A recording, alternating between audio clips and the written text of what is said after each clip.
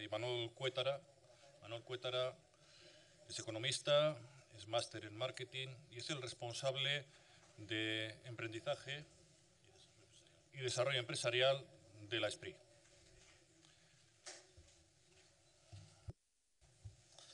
Kaixo, egunon guztioi, eskerrak osalaneri gonbidapena honegatik eta baita hemen zaudeten guztioi, pilo bat zareteta. Hola, buenos días. Muchísimas gracias a Osalan y a todos vosotros, a todos ustedes, perdón, por estar hoy aquí. Y bueno, voy a intentar explicar de una forma breve qué es lo que es la SPRI, qué es lo que hacemos y luego ya centrar en el programa de Renove Maquinaria, que ha tenido mucha demanda, por cierto.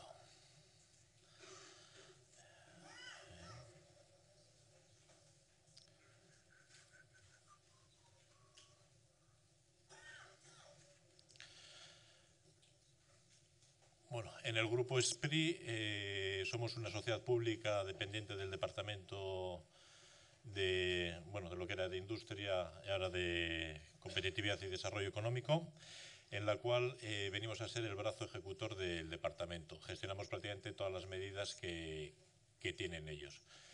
Lo hacemos a través de la propia sociedad SPRI, que luego os pasaré a comentar, y otra serie de sociedades dependientes que me imagino que ya son conocidas por muchas de ustedes, entre las que están Splur, que ofrecen suelos industriales y polígonos industriales fundamentalmente en la zona de Guipúzcoa, algo en Vizcaya y un poquito menos en Araba,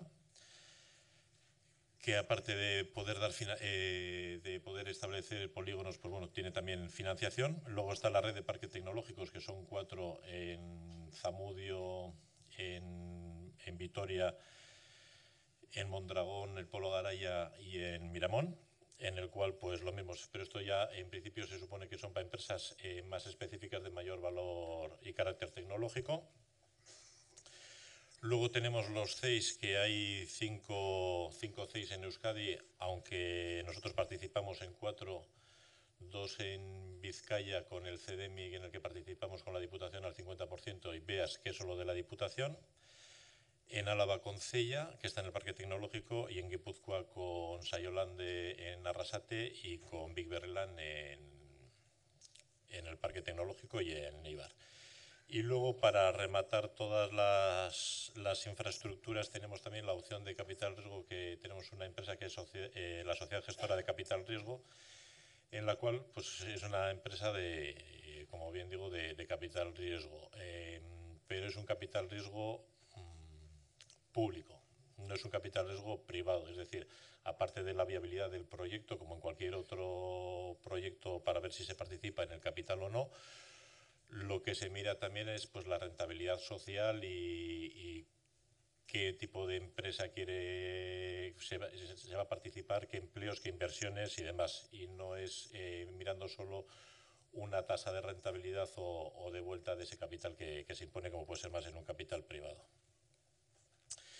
Y luego ya dentro de lo que es el propio grupo SPRI estamos divididos en 3 grandes áreas, en la cual, pues bueno, la primera sería internacionalización, que no sé si alguna vez habéis tenido que trabajar con nosotros, tanto con el departamento como con SPRI. Lo que tenemos son una red exterior de 70 oficinas, algunas propias y otras con gente subcontratada o con convenios, en la cual apoyamos a las empresas para cada vez que quieran hacer una instalación o una implantación, una prospección comercial, pues se les ayuda en ese servicio previo, bien de documentación, previo de una posible plan de viabilidad, de búsqueda de posibles socios allí para joint venture o cualquier tipo de cosas. Y es el único servicio de la casa que tiene un costo económico. Es un coste económico bastante marginal, pero bueno. Luego tenemos, pasándome al otro extremo, por acabar yo con el mío, que es el último, el de tecnología e innovación, donde gestionamos todas las ayudas del Departamento de Industria en tecnología, tanto apoyando a la Red Vasca de Ciencia y Tecnología como a las empresas con el GAITEC y el ETORGAI, en el cual aquí lo que se apoyan son los gastos de I+D en el desarrollo de nuevos productos o nuevos procesos o lo que sea. Luego Luego tenemos asociar la innovación con el programa nuevo que han sacado ahora este año de Innovidea, que es para mejoras en la gestión, competitividad de las empresas. Y por último tenemos el de sociedad de la información, que es un poco más transversal y aquí no solo va limitado a industria, sino que se enfoca a todo tipo de empresas, sobre todo con un programa muy histórico que lleva desde el año 2004, que es el más digital, bien el OBECI o el Anquidecha para asociaciones o para empresas, en el cual apoyamos con los gastos de desarrollo de las empresas en aplicaciones informáticas. Y luego otra serie de servicios como Empresa Digital, que están en los distintos parques tecnológicos haciendo jornadas continuamente, que me imagino que muchos de ustedes recibirán informaciones periódicas, la IT Chartela, Barnetegues Tecnológicos y demás. Y por último está la parte de desarrollo empresarial y emprendimiento, en la cual ahí estoy yo de responsable y principalmente intentamos apoyar a todas las empresas vascas que quieran hacer inversiones y desarrollos en actividades productivas en Euskadi, siempre con un perfil industrial. Entonces, desde el lado de emprendimiento trabajamos a través de los CEIs, los 5 que comentaba antes, aunque el de BEAS no es nuestro, solo de la Diputación, pero trabaja como convenio con nosotros como si fuese uno más de los nuestros, en el cual apoyamos a las ideas a que se puedan plasmar en una empresa o no, y en caso de que se plasmen, perfecto, y en caso de que no se plasmen, pues bueno, hemos gastado un poco de dinero y tiempo con los tutores en madurar esa idea y ver si es viable o no es viable antes de empezar a constituir sociedades, empezar a pedir dineros a los aitas, tíos, aitites, las 3 Fs famosas de Family Final Funds y al final que no salga nada para madurar. Luego tenemos ya para proyectos un poco más evolucionados el Minicone, que eso es para ayudarles en la internacionalización, los gastos de expansión de internacionalización, pero tiene unos requisitos bastante exigentes porque aparte de tener un gasto en I+D de un 5% de la cuenta de explotación, tiene que crear un mínimo de 10 puestos de trabajo en 3 años. Y por último está en el de sucesiones, que lo hemos englobado dentro de emprendimiento, porque es un programa que lo que pretendemos es que se establezca y se acuerden las reglas de juego en la sucesión de la empresa, para que en el momento en que falte pues el promotor o el ideólogo de esa empresa, pues no haya ningún problema pues en la familia, en los socios, y que vaya todo acordado. Y aquí lo que cubrimos son parte de los gastos de la consultoría en ese desarrollo del protocolo familiar y la implantación. Y ya entrando un poco en la materia que hoy nos toca, que es el tema de inversiones y maquinaria, englobándolo un poco más, tenemos el Gauzatu Industria, que es un programa que se viene gestionando desde el departamento, es un programa del departamento que se gestiona desde SPRI, desde el año 2000, en el cual son proyectos de inversión de empresas industriales, pymes, innovadoras o de base tecnológica, que hagan una inversión mínima en activos productivos de 120.000 euros y generación de 3 nuevos puestos de trabajo en 3 años. Y aquí lo que se da es una financiación al tipo de interés cero patatero y sin ningún tipo de garantías. Luego está el ACI, que es para esas maquinarias que una empresa pueda comprar, aparte de lo que nosotros damos en el Gauzatu, que viene a ser de un 25 o un 35%, si lo financia una entidad financiera, podemos llegar a financiar el 1% de esa carga financiera en un tope máximo de 7 años. Y finalmente, por el que estoy hoy aquí, que es el Renove Maquinaria, que es un programa que lo cogestionamos conjuntamente con Osalan. Y este programa viene de una experiencia previa que tuvimos anteriormente, que me imagino que ustedes lo habrán conocido, que es el MEP, el Modernización de Equipamiento Productivo, en el cual en el año 2007 pues nos juntamos ya gente de Osalan y del Departamento de Industria y pues bueno, viendo las necesidades que había de actualización de equipos productivos y los problemas que estaban dando de riesgo laboral, conseguimos colaborar y tuvimos un programa que estuvo vigente desde el año 2007 hasta el año 2012, en el cual tuvimos, en este programa, a diferencia del Renove Maquinaria, era que se apoyaban a pequeñas empresas de menos de 50 trabajadores. La máquina tenía que estar comprada para presentarse ya al programa, no había requisitos mínimos de maquinaria, Y al final, a lo largo de todo ese periodo y todo ese éxito, que además en la colaboración nosotros hacíamos un papel administrativo de comprobación pues de que fuese efectivamente la empresa PYME, de que se cumplía con los requisitos del programa, y era Osalón el que certificaba que la maquinaria cumplía con todos los requisitos de riesgos laborales. Y aquí en todos estos años tuvimos 1.121 solicitudes a las cuales pudimos apoyar, de las cuales, se presentaron 1.121, de las cuales apoyamos 924, con un importe de maquinaria adquirida de 92 millones de euros y una subvención de 11 millones de euros. Y teniendo en cuenta el éxito que tuvimos en aquel programa y que ya desapareció en el año 2012, este año con la nueva convocatoria del Renove Maquinaria, pues decidimos volver a colaborar conjuntamente, y es el programa que se puso en marcha en el mes de finales de marzo. Es un programa que va dirigido a pymes industriales que adquieran maquinaria nueva. Esta maquinaria tiene que cumplir con el Real Decreto 1435 del año 92, en el cual viene catalogado por la Unión Europea que es una máquina y que no es una máquina.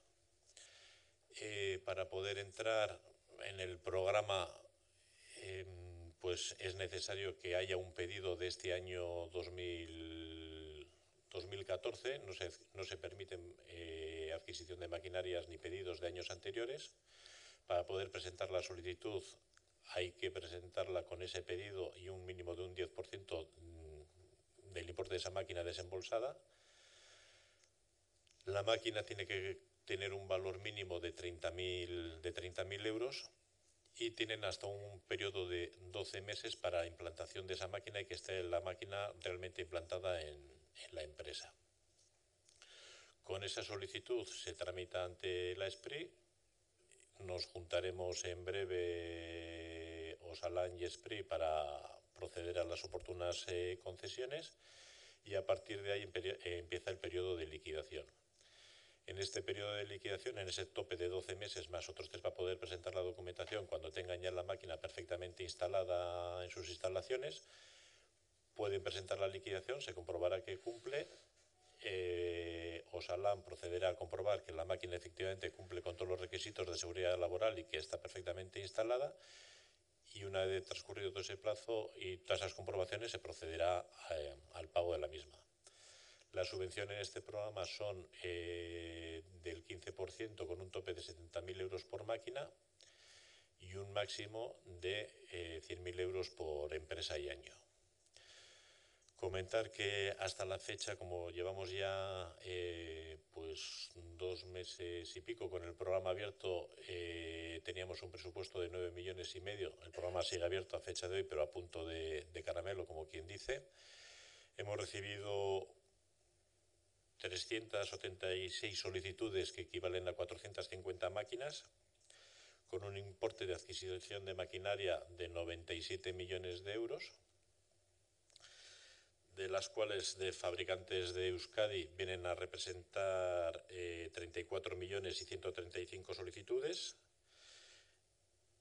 y del mercado internacional 250 solicitudes y 48 millones. Y más o menos de esos 9 millones de euros que tenemos ya pendientes de comprometer en base a que se realice esta comisión ejecutiva unos 9 millones de euros. Con lo cual, como digo, el programa está abierto, en principio es hasta octubre, pero no vamos a llegar, pero que quedan ahí unos 500.000 euros para poder adjudicar.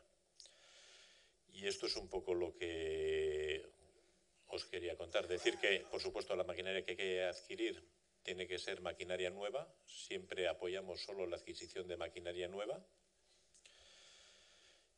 Y estoy dispuesto a poder atenderos cuantas preguntas o programas que queráis. Perdón, que se me olvidó pasar de transparencia. No sé si el ruego de preguntas va ahora, va al final o... Perdón.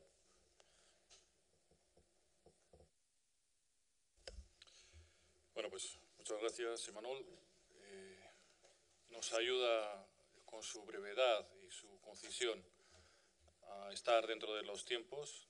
nos vamos a adelantar. Lo que sí quiero recordar es que disponen todos ustedes de unas hojas en las que, si desean hacer alguna pregunta, pues la formulan y uno de nuestros colaboradores pasa a recogerlas para trasladarlas luego previamente al coloquio hasta la mesa.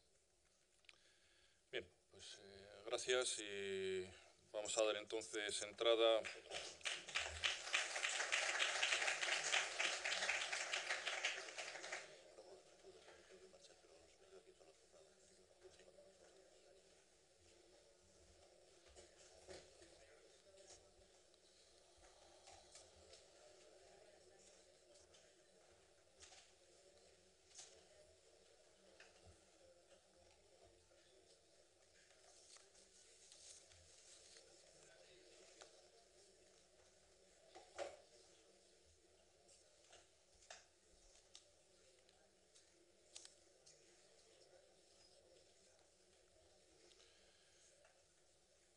Bueno, nos acompaña nuestro siguiente ponente, es Íñigo Olaciregui Garbizu. Sus estudios los hizo en la Escuela de Ingenieros en Donosti, es ingeniero de investigación en el Centro de Estudios e Investigaciones Técnicas de Guipúzcoa hasta el año 93, año en que se incorporó al antiguo Gabinete de Seguridad y Higiene en Vizcaya, y en la actualidad es técnico de prevención en el Centro Territorial de Guipúzcoa de Osalán. Además es coautor de diversas publicaciones en materia de riesgos laborales. La verdad es que bastantes publicaciones. Bueno, te cedo la palabra. Bueno, egunon, guztioi. La charla que os voy a exponer ahora está basada en una pequeña publicación que os han dado en la documentación. Es una publicación de Osalan, no está editada en papel, solo en formato electrónico, lo tenéis también en la página web de Osalan y allí podríais conseguirla los que no la tengáis. Como veis, el título, y quiero recalcarlo un poquito, es de consejos para la compra de maquinaria nueva. Hemos querido enfocar este tema desde un punto de vista, vamos a decir, un poco de sensibilización. Todos sabemos toda la normativa que hay una directiva que ya nos ha explicado Rosa Peña al principio, un Real Decreto sobre utilización de equipos de trabajo, unas normas armonizadas y toda una farragosa legislación y normativa, como digo. Y lo que con esta publicación queríamos hacer desde Osalan era bajar un poquito al día a día y recordar en las empresas, sobre todo a aquellas personas que entren más directamente en el tema de la adquisición de maquinaria, una serie de consejos, unos recordatorios, no olvides que hay que hacer esto, aunque igual hasta ahora no se haya hecho así, pero está en la legislación y aunque fuera solo por eso habría que hacerlo, pero es que además es lo más conveniente para el desarrollo de esa función de compra de maquinaria, ¿no? Un segundito. Entonces, como digo, pretende recordar Osalan por lo menos estos tres principios, ¿no? Que la integración de la prevención en la gestión general de la empresa es uno de los principios básicos de la acción preventiva establecido por esta ley marco, que es la ley 31 de prevención de riesgos. Al mismo tiempo, por otro lado, la compra de maquinaria es una decisión importante que las empresas asumen cotidianamente a lo largo de su actividad. Y lo que queremos incidir es que, aparte de lo que se haya hecho más o menos hasta ahora, que esta decisión no solamente tiene que tener en cuenta los evidentes factores técnicos, económicos o productivos que podamos considerar en el equipo de trabajo, en la máquina que vamos a comprar, sino que también tengamos en cuenta todos los factores preventivos que nos obligan a través de esa integración total en la gestión de la empresa. Estas son las cuatro principales fases en las que hablamos en esta publicación de Osalan, de los consejos. Originariamente hay una decisión de compra, luego ya entramos en cada uno de ellos. Hay alguien que en algún momento dice aquí tenemos que comprar. una máquina nueva, seguidamente, bueno, hay que empezar a pensar en los requisitos, qué es lo que necesitamos, qué es lo que nos ofrece el mercado. Una vez tomada la decisión final ya de compra, pues ya se hace todo el proceso de compra y de recepción en la propia empresa usuaria de esa maquinaria que se ha comprado, y como culminación de ese proceso, pues al final llegamos a una fase última de puesta en marcha ya, antes de entrar en producción. Como digo, ahora vamos a ver el desarrollo de estas 4 fases. Ahí tenéis a la izquierda el esquema en el que se basa el folleto de Salan. Y ahora, con ese esquema permanentemente puesto, vamos a ir viendo un poquito más detalladamente qué se esconde detrás de cada uno de esos apartados. Bueno, la decisión de compra, evidentemente, pues puede venir pues, por diversos motivos. Casi siempre va a ser la antigüedad y una necesidad de mejora de la productividad en esa línea de fabricación. También puede suceder a veces que la empresa pues, se abra a nuevos mercados, a nuevos productos y necesite maquinaria nueva también por eso. Y en algunos casos, quizá más remotos, quizá tal vez después de algún accidente grave o después de alguna revisión de alguna máquina, pues puede llegarse a la conclusión que la adecuación de esa máquina quizá pues no sea posible, rentable, y que tal vez sea mejor el momento de dar el paso y comprar una máquina nueva. Sería otro motivo más que podría haber.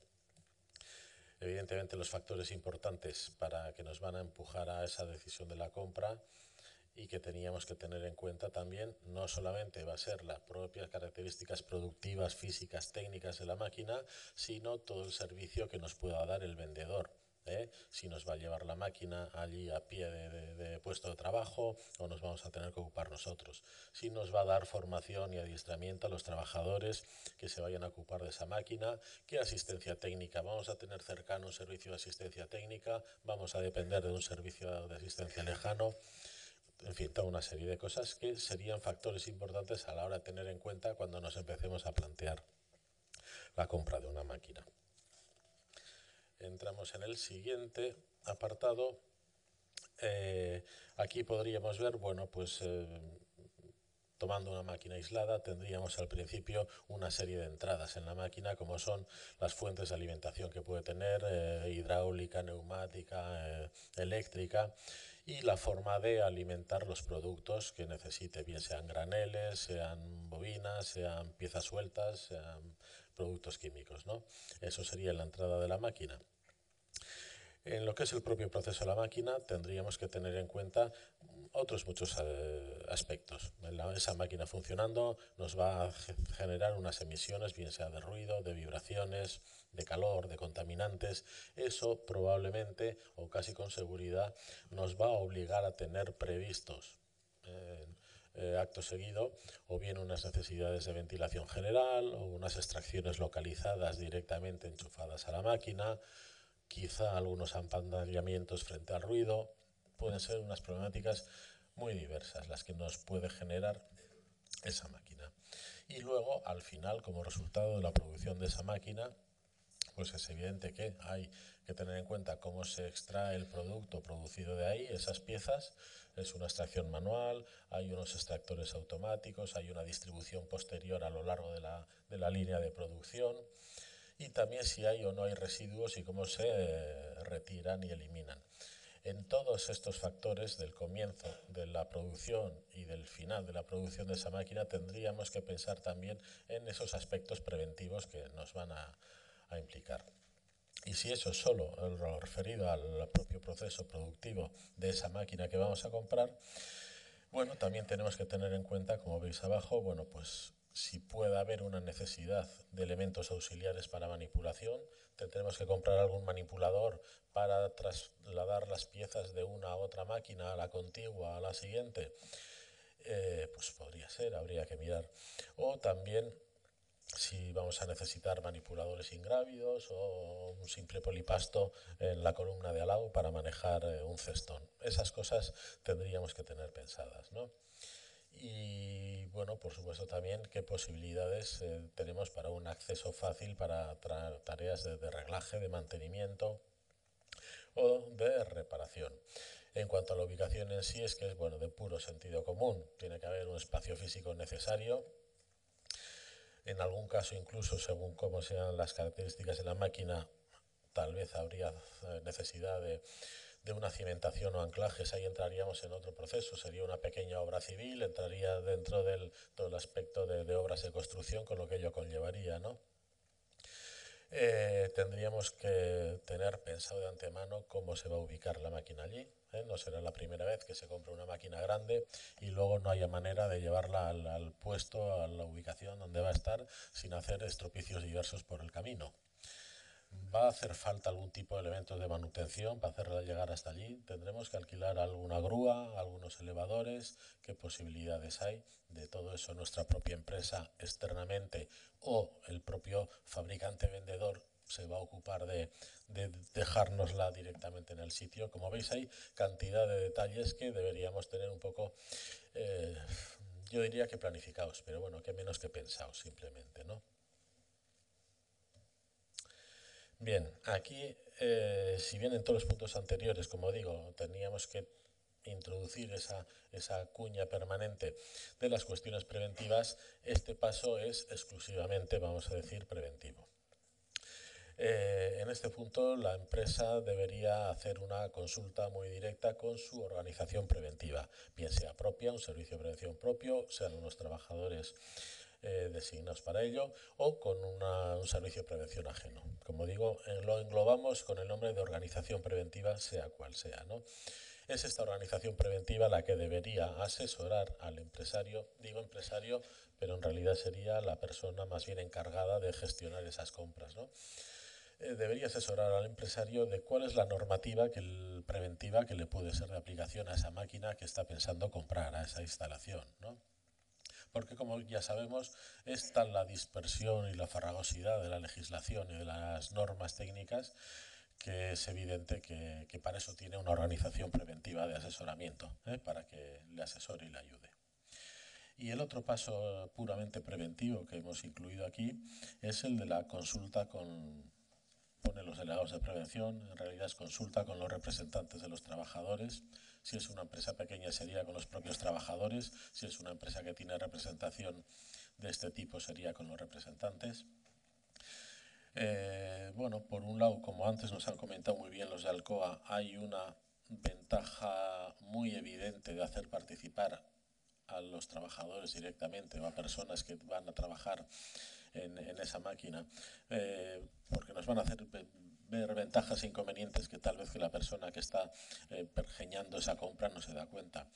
Pero es que no es solo eso, es que por detrás hay una obligación legal. Es decir, no tiene que ser solo la bonita ocurrencia de que digamos, sí, vamos a consultar a los que van a trabajar aquí, que nos van a dar buenas ideas, sino simplemente con acordarnos que hay la obligación legal imperiosa de consultar. Entonces, los trabajadores o sus representantes, como vemos, tienen derecho a ser consultados sobre la compra de maquinaria en tanto en cuanto afecte a su propia seguridad y salud. Es evidente que aquí nos está diciendo la ley de prevención que tengan que ser consultados acerca de la propia decisión de compra en sí, que corresponde al empresario y a muy diversas cuestiones técnicas. Pero en cuanto que una máquina va a afectar y muy seriamente a las condiciones de trabajo, de seguridad y salud de los trabajadores, por la ley 3195 hay la obligación de efectuar esta consulta a sus representantes a través del artículo 31, creo. Y ellos, a su vez, tienen derecho a manifestar razonadamente su opinión a esa consulta.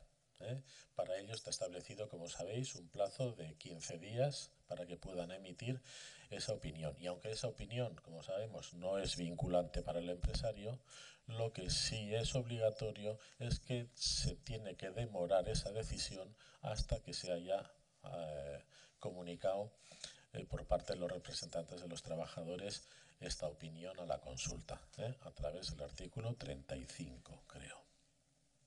Como digo, al final la decisión es exclusivamente del empresario, pero sí que tiene que efectuar la consulta y tiene que esperar a recibir la contestación a esa consulta.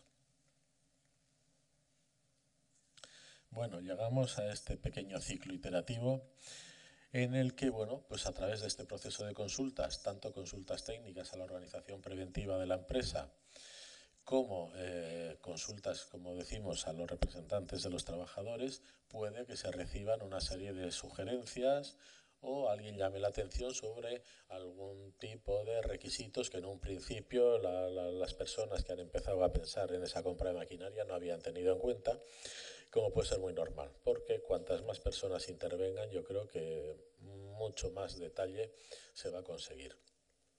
Entonces, bueno, sean requisitos legales que haya que añadir o sean simples sugerencias de mejoras opcionales, que también pueden ser muy bienvenidas, lo importante es que se conozcan en este paso.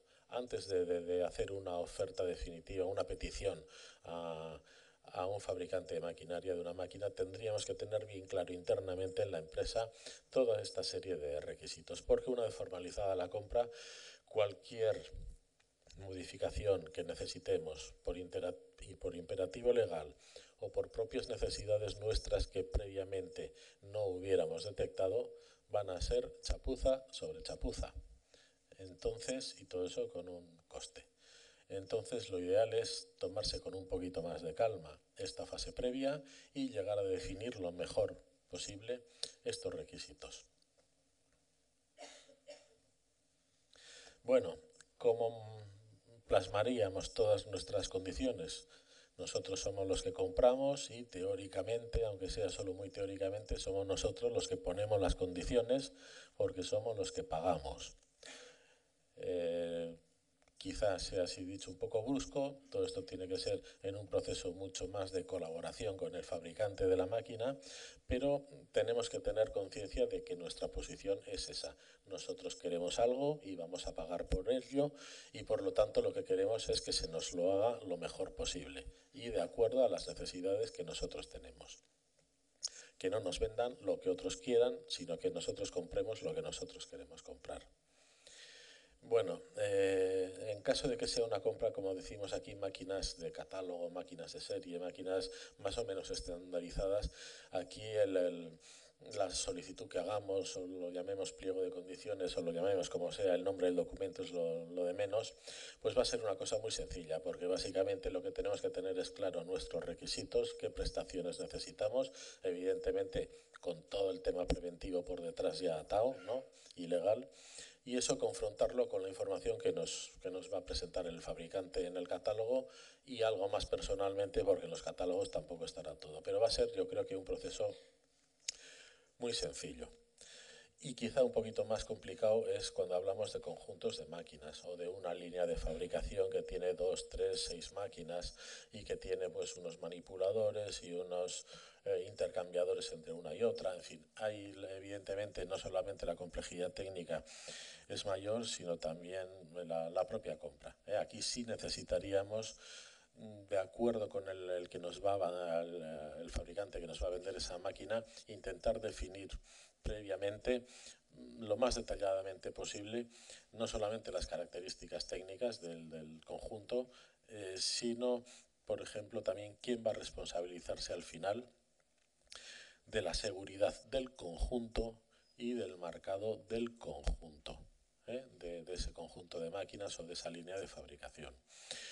Puede que nosotros encarguemos a una ingeniería que nos diseñe una línea y luego esas máquinas que van a integrar la línea pueden ser del mismo fabricante o pueden provenir perfectamente de 2, 3, 4 fabricantes distintos y luego se integra. Tenemos que tener bien claro, y cuando digo bien claro es que nos da igual, pero que tiene que estar firmado de antemano quién se va a responsabilizar, vamos a decir, de la llave en mano final de esa instalación y quién nos va a proporcionar la declaración de conformidad y el marcado del conjunto.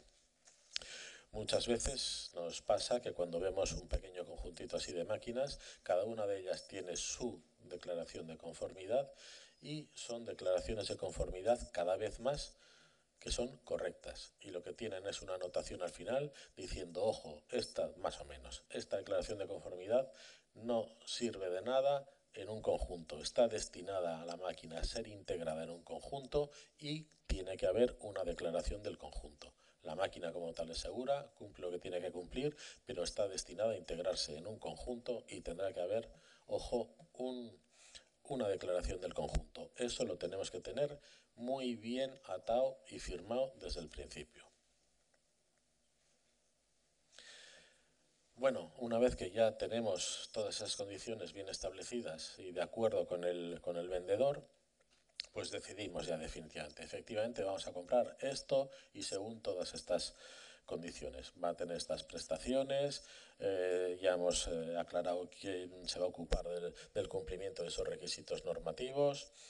Habrá unas determinadas condiciones de recepción y pago en las que nosotros nos deberíamos reservar siempre algo para el final. No vaya a ser que al final falle algo. Una vez que la máquina esté pagada, olvidaros de todo, ya no hay nada que hacer, tenéis el problema dentro de casa y el dinero fuera.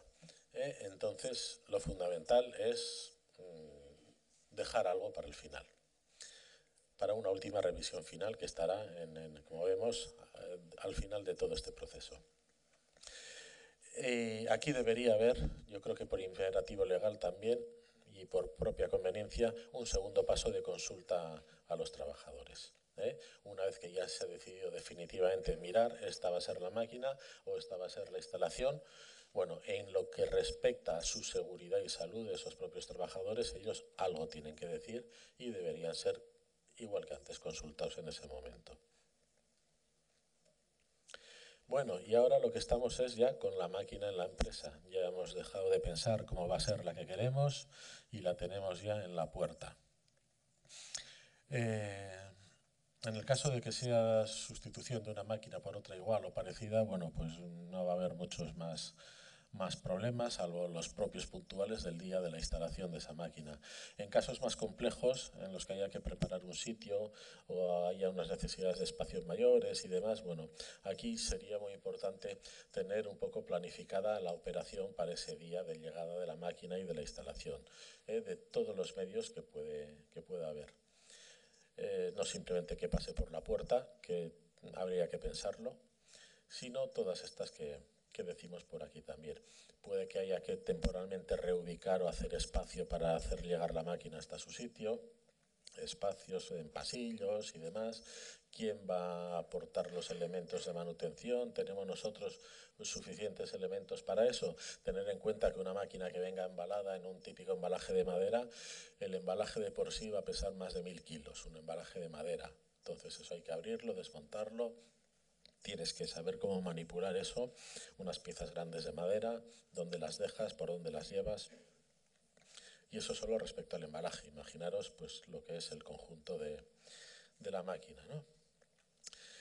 Entraríamos en esta fase de recepción de la máquina en sí, en el que alguien, la empresa debería estar pensado, quien compruebe que aquello que hemos firmado de acuerdo con el fabricante vendedor acerca de aquellas condiciones, el pliego de condiciones, todas las cláusulas que tuviéramos, pues que efectivamente se cumplen.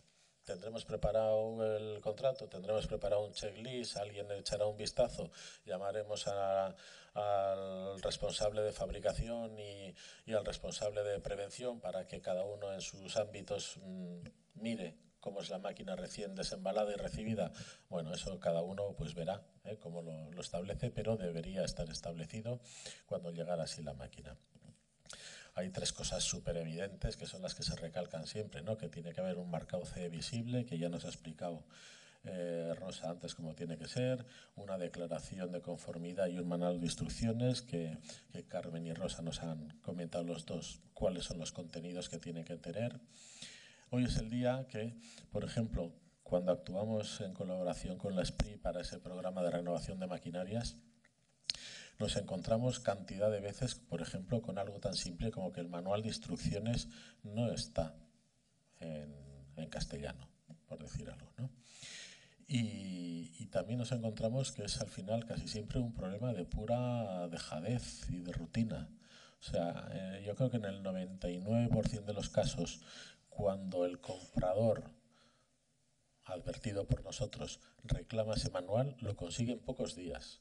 Porque es que es rarísimo cualquier fabricante ya normal, establecido, no voy a decir un vietnamita de quinta fila, no, pero cualquier fabricante de maquinaria normal tiene editados los manuales en todo tipo de idiomas y desde luego también en castellano. Y muchas veces es simple problema del distribuidor. Hay veces, muchas veces, que no se compra la máquina directamente al fabricante, sino a un distribuidor local. Y nosotros creemos que viene ahí un poquito el problema. Y en cuanto el distribuidor local se pone un poco al día y pide eso al fabricante, lo recibe inmediatamente. Pero bueno, hay que ponerse en ello.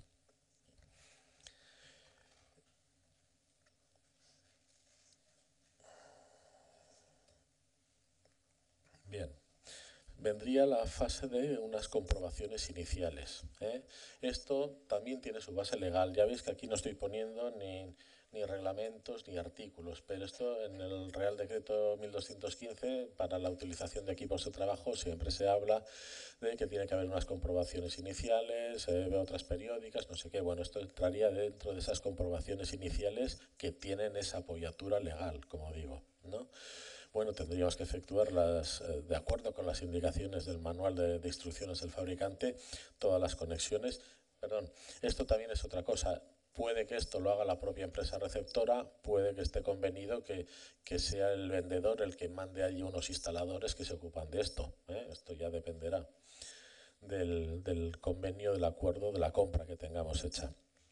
Serían todos los montajes y conexiones, la introducción de los lubricantes necesarios, los primeros reglajes, el de cotas, montaje de protecciones. Esto es bastante importante. Es muy frecuente que haya protecciones que vengan desmontadas. Incluso hay máquinas que son muy difíciles de proteger de por sí y el fabricante, diseñador de la maquinaria, lo que hace es ir a un sistema de protección perimetral, que viene, por supuesto, desmontado y que luego es in situ donde hay que montarse. Es aquí donde hemos tenido que tener en cuenta que la ubicación necesaria para la máquina, el espacio físico, no es el propio de la máquina, sino que es el necesario para todo una protección perimetral que tal vez pueda necesitar y que deberíamos haber conocido de antemano que necesitaba. Si la seguridad de la máquina se basa en esa protección perimetral, eso va a necesitar un espacio.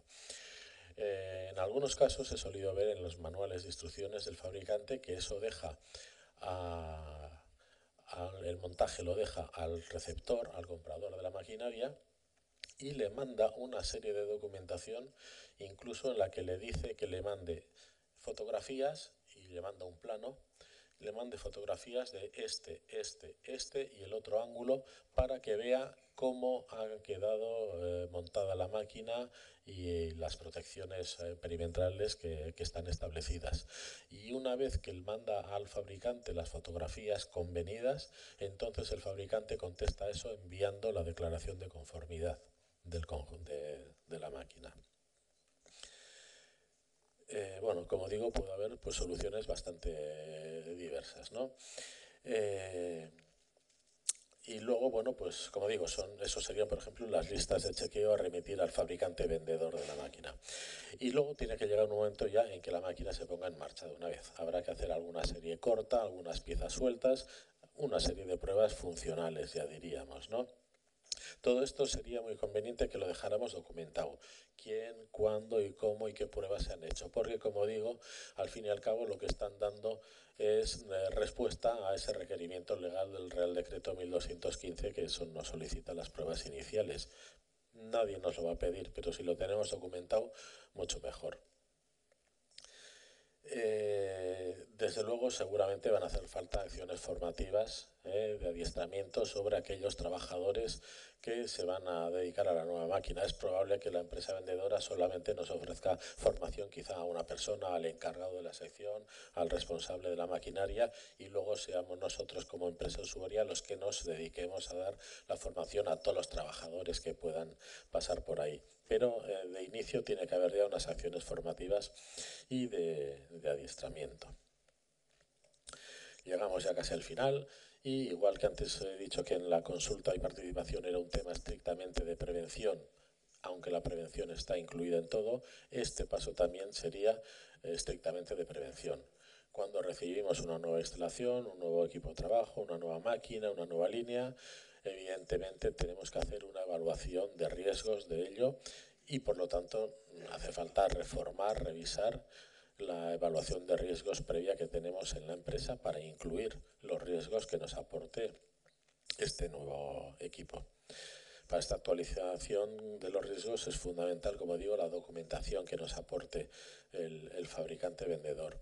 Y una vez que tengamos hecha esa evaluación con los riesgos que pueda tener, que normalmente serán siempre bastante menores de los de la máquina que hemos retirado, sobre todo si es en caso de renovaciones de maquinaria, tendríamos que generar ya, pero es el proceso normal de la actividad preventiva, una información adecuada y comprensible para los trabajadores acerca de por lo menos estas tres cosas: esos peligros a los que puede estar expuesto en las tareas en esa máquina, qué medidas preventivas cuenta la máquina, cómo funcionan, de qué le protege cada una de ellas, y luego también todo ese pequeño tipo de operaciones y comprobaciones probablemente diarias que tenga que realizar el propio trabajador sobre su propia máquina, de pequeños mantenimientos o cosas de este tipo.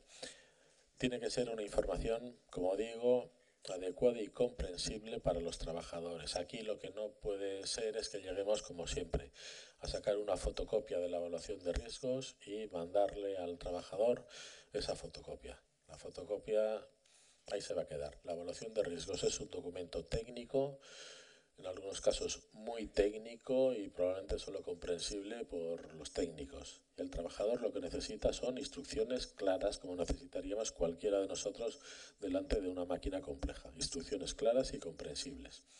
Y eso ya sin entrar en el problema de los idiomas, con la cantidad de trabajadores de distintas nacionalidades que podemos tener. Como digo, se trata de elaborar información, no de fotocopiar la evaluación de riesgos. Y ya este es el último punto y con esto pues ya acabó la charla. Sería ya, vamos a decir, casi el momento, el acto de la puesta en servicio final de la máquina. Ya hemos hecho las últimas pruebas, se ha hecho hasta tal vez alguna pequeña serie de fabricación y ya la empresa lo que decide oficialmente es decir que esta máquina pasa ya a producción. Ya está al alcance de los trabajadores. Se supone que, por lo tanto, tiene la obligación de prestar a los trabajadores una máquina en condiciones de seguridad. Y por eso estaría muy bien que todos estos pasos anteriores, como hemos dicho, hubieran quedado documentados. Y así se hubieran quedado documentadas cuando se hicieron las pruebas, cómo se hicieron los montajes, que la evaluación de riesgos ya se ha actualizado, que se ha proporcionado a los trabajadores los riesgos y las medidas preventivas de esa propia máquina y que han recibido pues, la formación y el adiestramiento mínimos necesarios para empezar a trabajar ahí. Y con esto acabaría todo este proceso. Todo esto, como digo, está reunido y resumido en este esquema, que es el que vertebra esa publicación pequeñita, que es la que tenéis en la carpeta. Así que muchas gracias a todos.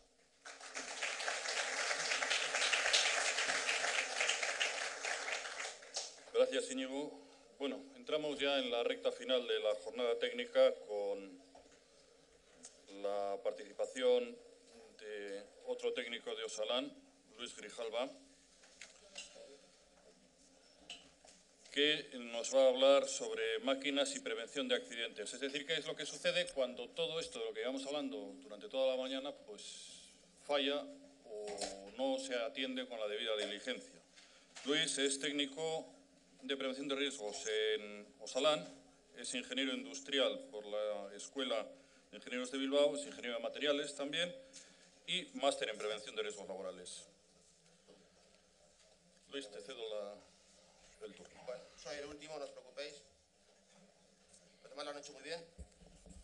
Yo no suelo hacer charlas, igual no queda tan bien. Pido disculpas de antemano. Hasta ahora todo ha sido muy ideal. Todas las máquinas eran muy buenas. Todos los requisitos tenían todos estupendos. Todo el mundo ha sido estupendo y bueno. Y a mí me toca hablar de cuando no todo es tan bueno, no todo es tan ideal y qué consecuencias tiene. Así, vale. Voy a hacer un pequeño resumen al principio de algunas cosas que no han nombrado los compañeros. Arriba tenéis la 8965, que es la que luego se transpone a nosotros, como conocemos como la Real Decreto 1215 de equipos. Podéis ver que es del año ya 89. Luego, posteriormente, se le añadió el 9444, que es la que añade los anexos.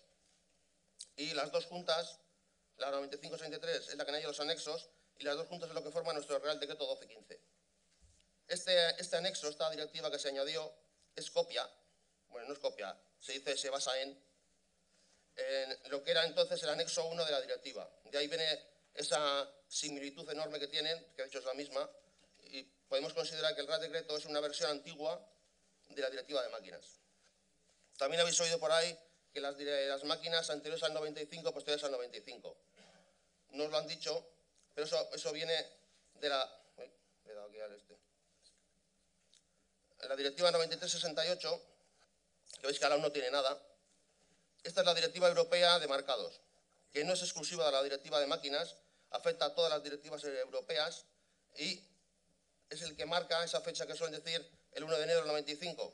Ahí puso la marca de que todos los productos que están bajo las diferentes directivas tienen que llevar un marcado. Cuando os dicen máquina anterior al 95, máquina posterior al 95, viene de esta directiva. Luego ya posteriormente pasó a formar parte de las diferentes directivas y se incluyó dentro de ellas. El resto son las directivas de máquinas, la primera, la que se fusionó, y la última, que le suelen llamar todavía la nueva, aunque veis que es del 2006-42, entró en vigor en el 2008 y el Real Decreto entró en diciembre del 2009, lleva ya unos años entre nosotros, aunque más de uno todavía no se ha enterado de que existen, tampoco saben que existen las anteriores. Sí, es curioso, pero todavía se dan caso, luego veréis algunas fotos de máquinas actuales, que son, bueno, ya las veréis.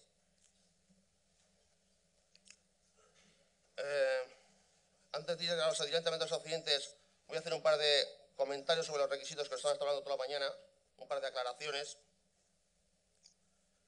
Tenemos el grupo de requisitos, los podemos configurar bien como mecánicos, puede ser eléctricos, ergonómicos, muchos de ellos, y hay un grupo que no viene dentro de la directiva, pero que lo podemos incluir dentro de organizativos.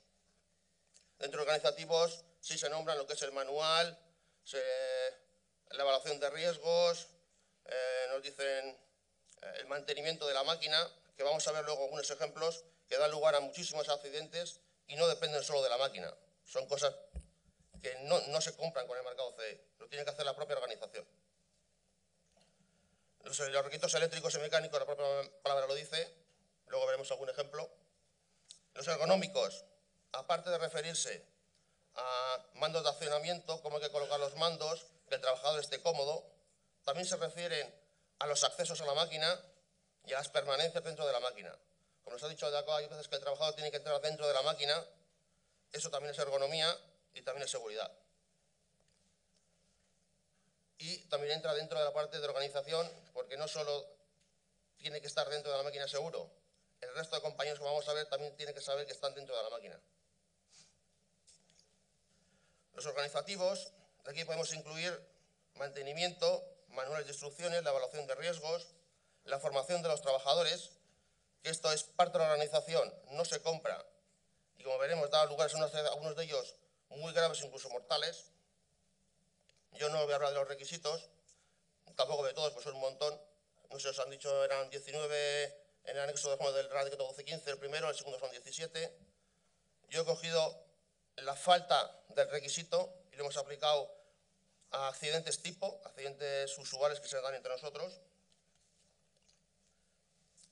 Y vamos a hacer un par de anotaciones. Primero, ya os he dicho que el anexo 1 del Decreto 1215 es copia antigua de la directiva de máquinas, por lo tanto, si tengo en la fábrica o he comprado una máquina vieja, vamos a decir, no de la última directiva, sus requisitos que le vamos a poder pedir van a estar siempre por debajo de lo que me pide la directiva de máquinas.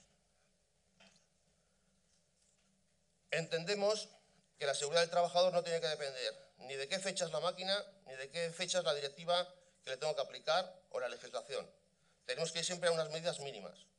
La diferencia entre una legislación y la otra la tendremos que cubrir nosotros, a través de la evaluación de riesgos. Entonces sacaremos las medidas con las que tenemos que suplir esa diferencia de legislación. Otra observación que hay que hacer a estos requisitos es que más de uno, bueno, por no decir casi todos, tanto de la directiva de equipos como de las directivas de máquinas, son un poco, ¿cómo decirlo?, etéreos, imprecisos. Son, si las habéis leído alguna vez, siempre te dicen hay que tener, hay que hacer, hay que evitar, no nos dicen ni cómo, ni cuándo, ni por qué. Ya os han comentado que es el problema que ha habido, bueno, el cambio de filosofía normativa europea de pasar del antiguo enfoque al nuevo enfoque. El antiguo enfoque, las condiciones técnicas venían en la propia norma, ahora eso se ha sacado, en este nuevo enfoque tenemos que la legislación es puramente de exigencias y el desarrollo de marco legislativo nos viene a través de normas armonizadas. Para nosotros, las UNE-EN. Pero bueno, si cogéis la DIN-EN, es exactamente la misma norma, pero lo que estará en alemán, pero es la misma. Ya os han comentado que tenemos una máquina en nuestro taller, hemos comprado una máquina, puede ser nueva, vieja, no nos importa. ¿Cumple? ¿No cumple? Bueno, tenemos dos opciones. O voy a hacer que cumpla, también podría ser el caso. La primera, que creo que es en orden de preferencia la prioritaria, tengo la opción de las normas armonizadas, que como ya os han dicho, utilizar normas armonizadas me da una presunción de compatibilidad con el requisito que pido. Si yo cumplo la norma armonizada, automáticamente cumplo el requisito. Y como también nos han dicho, esas normas no son obligatorias, no tengo por qué seguirlas. La máquina que he comprado no tiene por qué haber sido construida de acuerdo a normas. O yo tengo una máquina antigua en mi taller que no sé de qué norma tiene o simplemente no me da la gana utilizarlas. Entonces iré a la segunda opción, que es, cogeré, vamos a decir, a pelo, las directivas y sus puntos y las tengo que ir aplicando. De aquí suelen dar, ya os lo digo, veréis en muchos sitios que os dan certificado de adecuación de máquina, homologación de máquina. Le dan un ribete muy bonito, eso no tiene ningún valor de ningún sitio. Lo que vale es la justificación. A mí me tienen que aportar, tanto si la he comprado como si la he adecuado en mi taller, una justificación de qué han hecho, cómo lo han hecho y para qué lo han hecho. Además, me tendrán que adjuntar también un manual, por supuesto. Porque antes la máquina funcionaba de una manera, si yo le he cambiado algo, puede que haya cambiado su forma de funcionamiento. Me lo tendrán que añadir. Nota importante. Tenga la máquina que tenga en mi taller, sea nueva, vieja, adaptada, no adaptada, cumpla normas armonizadas o no, no me exime de ningún tipo de realizarle una evaluación de riesgos a esa máquina. Aprovechando la evaluación de riesgos, que la he nombrado yo un par de veces y nos saldrá luego un par de veces más, esta evaluación de riesgos es un documento oficial, obligatorio, tanto para la Directiva de Máquinas, la Ley de Prevención, el Real Decreto de Equipos. Es imprescindible para saber qué requisitos tengo que aplicar a mi máquina. Según los riesgos que yo la haya detectado, eso me obliga a aplicarle unos requisitos. Lógicamente, los que no tenga, no estoy obligado a aplicarle, pero el resto sí. Esto no sé cómo plantearlo. Últimamente, las evaluaciones de riesgos han evolucionado bastante. También creemos que tienen un margen de mejora bastante grande. Nosotros en las visitas no admitimos cuando encontramos frases del tipo la máquina hace ruido, póngase usted cascos. Si la máquina no está adecuada, se tendrá que adecuar. Toda máquina que compre tendrá que tener un marcado. Bueno, estas frases de esas y otras muchas más ocurrentes se ven a patadas en las evaluaciones de riesgos, no las damos por válidas, ni siquiera consideramos que sea una evaluación de riesgos. Bueno, lo otro me lo callo. Lo otro me lo callo porque igual está por aquí.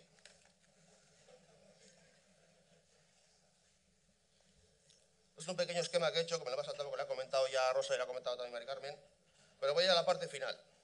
Yo tengo una máquina en la empresa, la he chequeado, le he pasado sus requisitos, me dan unas correcciones. Las correcciones eran un estudio técnico económico de qué tengo que hacer con esa máquina. Y al final he supuesto mantenimiento. Muy bien, he hecho una máquina estupenda, la he adecuado, he comprado una máquina muy buena, la tengo que mantener.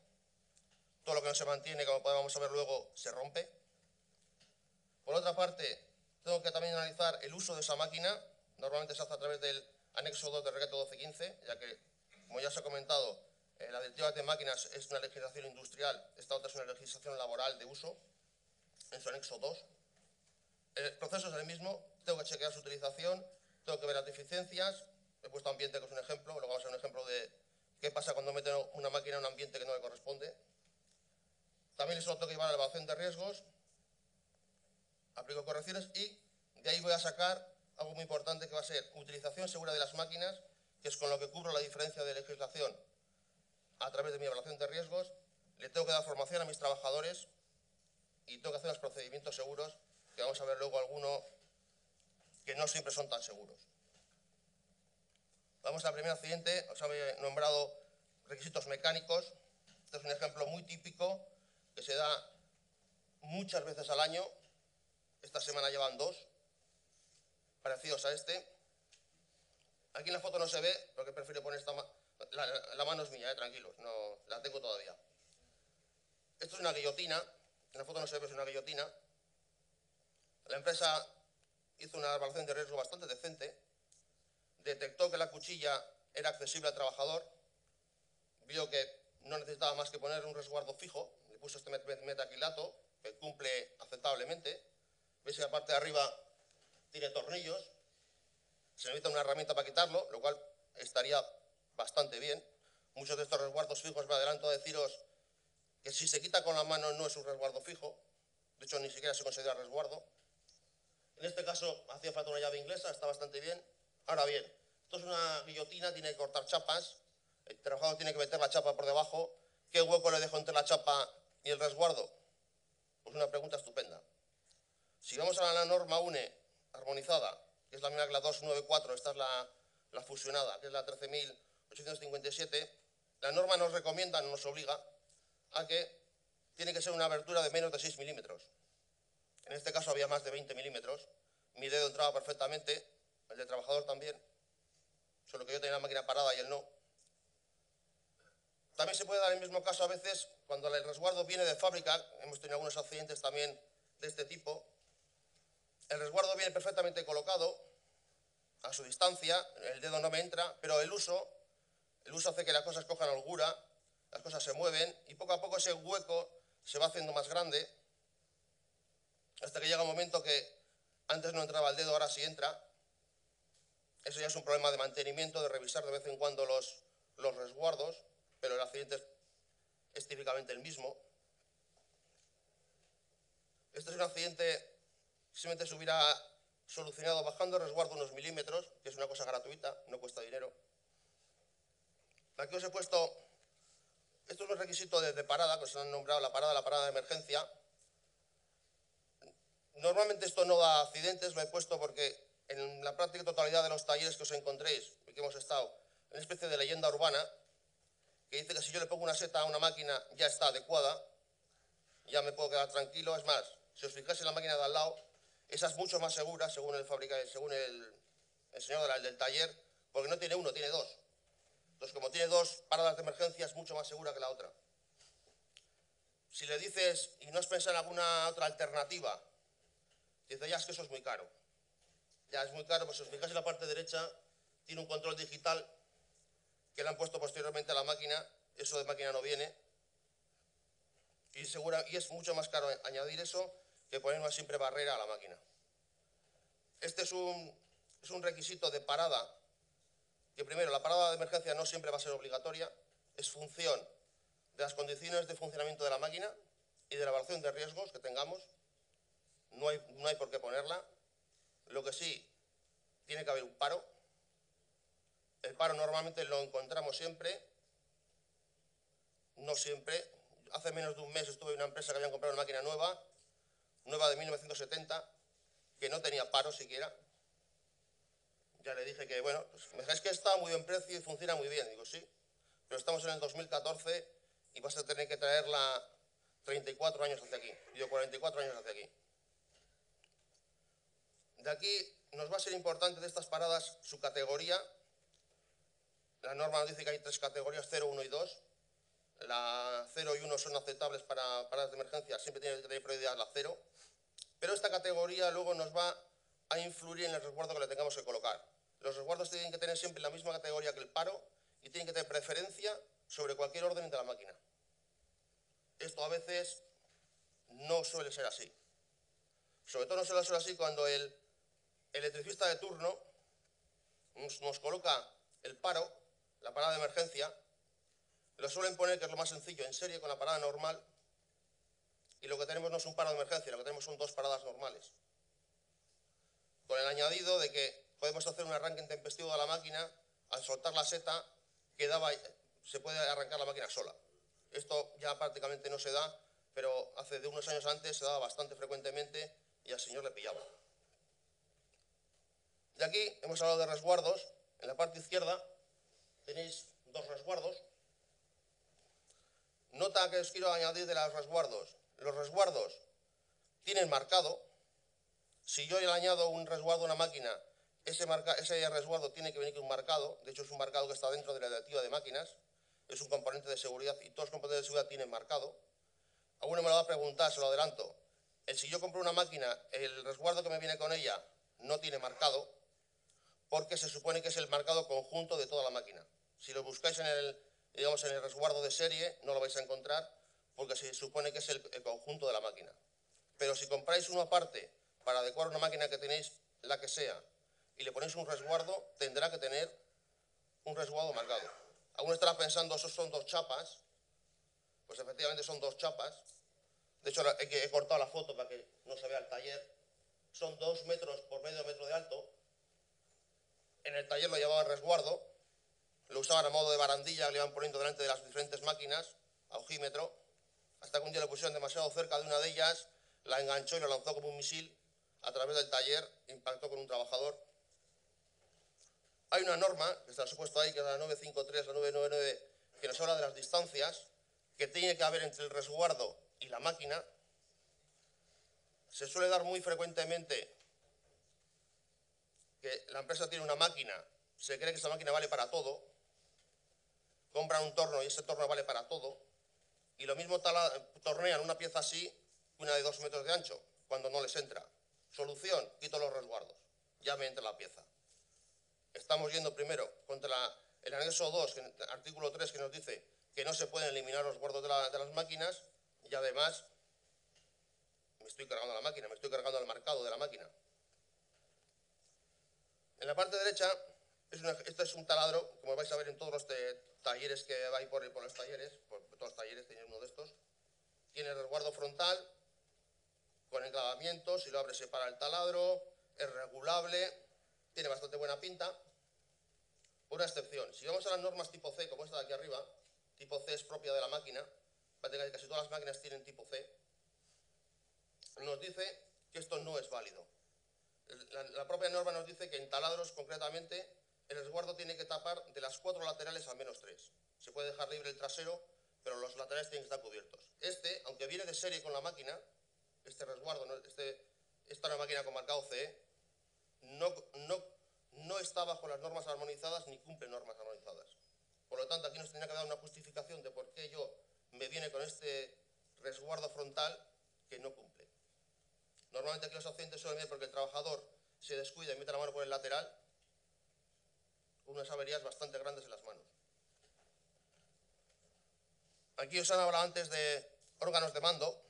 Tienen que ser visibles, identificables,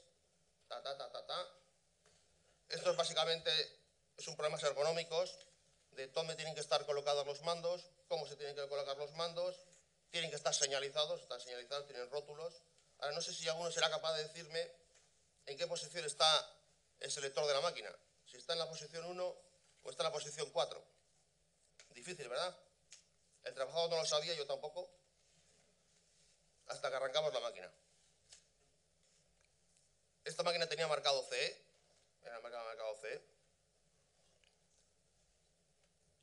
El de la parte derecha, antes os han dicho el problema a veces de la iluminación. Aquí ocurre algo parecido. Veis que hay dos mandos, que son los dos negros que tenéis ahí, que son iguales. Están uno junto al otro. La diferencia es que el de abajo es el paro y el arranque de la máquina, y el de arriba es el alumbrado. El trabajador se confundió de mando, él quería parar la máquina y lo que hizo fue encender la luz. Gracias a que también, como en el apartado primero, el hueco que había era muy superior a lo que entraba en el brazo, él metió el brazo, él tenía que aceitar el mantenimiento, pensaba que la máquina estaba parada, pero no estaba tan parada, perdió el brazo. Esto no estaba con la máquina, esto fue añadido que hacían la empresa para hacer un favor al trabajador, y lo que hizo fue añadirle un riesgo de confusión de un bando y el otro. Aquí tenéis más mandos. Esto que veis ahí es una prensa con doble mando. Ese doble mando nos aparecerá también luego un par de veces. Si os fijáis en el selector, veis que lo primero que pone arriba es mano derecha. Los que han adecuado esta máquina le han añadido, no solo lo han añadido, sino que han puesto un mando que me permite utilizar la máquina solo con la mano derecha. Esto, además de ser absolutamente ilegal, es absolutamente ilegal. Cuando esto viene aquí a mi fábrica y me lo pone, antes o después el trabajador se va a pillar la mano. Al que lo ha puesto no se le va a preguntar nada. El responsable es la máquina. Ahí no se le va a preguntar por qué usted puso. Su máquina puede trabajar a mano derecha. Este es un problema que solemos tener con estos selectores de modo de funcionamiento. La directiva es bastante concreta con ellos. Nos dice que cuando yo cambio el modo de selección, las protecciones de la máquina se tienen que adecuar automáticamente al modo que yo le he puesto. Si yo pongo dos manos, tendrán que ser las adecuadas a dos manos. Si yo pongo pedal, tendrán que cambiar. Esto normalmente en las máquinas nuevas sí suele ocurrir. En las máquinas antiguas difícilmente, o por no decir nunca. Tú mueves el mando y las protecciones no se enteran. Sí se permite, por norma, que haya un método, que haya una posición en la que estén desactivadas todas las protecciones, suele ser el modo de reglaje. En ese caso entra a funcionar, o debería funcionar, las llaves que se ponen abajo. La idea es que yo lo pongo en ese modo, quito la llave para que nadie pueda manejar esa máquina. Esas llaves las vais a encontrar que no las quita nadie, se quedan ahí perpetuas. Si entro dentro de ese modo, por norma, o bien tengo que tener mandos sensitivos o velocidades reducidas, a veces se cumplen, a veces no. Esto nos lleva a que no solo tiene que estar en velocidad reducida, el resto de mis compañeros tienen que saber que estoy operando esa máquina, que estoy actuando en ella, que está en modo de seguridad. No me tienen que cambiar el mando, porque si se pone el mando y yo estoy dentro, podéis imaginar cuál suele ser el resultado. No sé cuál viene ahora. Ah, sí. Aquí no he puesto foto porque no he encontrado ninguna propiedad. Pero sí, hay una frase muy importante que pone ahí: la seguridad no depende de elementos exteriores a la máquina. Es una especie de resumen de la parte de la directiva del reglamento de máquina, que me dice que todo aparato, toda máquina, todo equipo tiene que tener un dispositivo que lo separe de las fuentes de energía. En fuentes de energía, primero, son todas las fuentes de energía, no solo la eléctrica, también entran inercias, presiones, neumáticas, hidráulicas.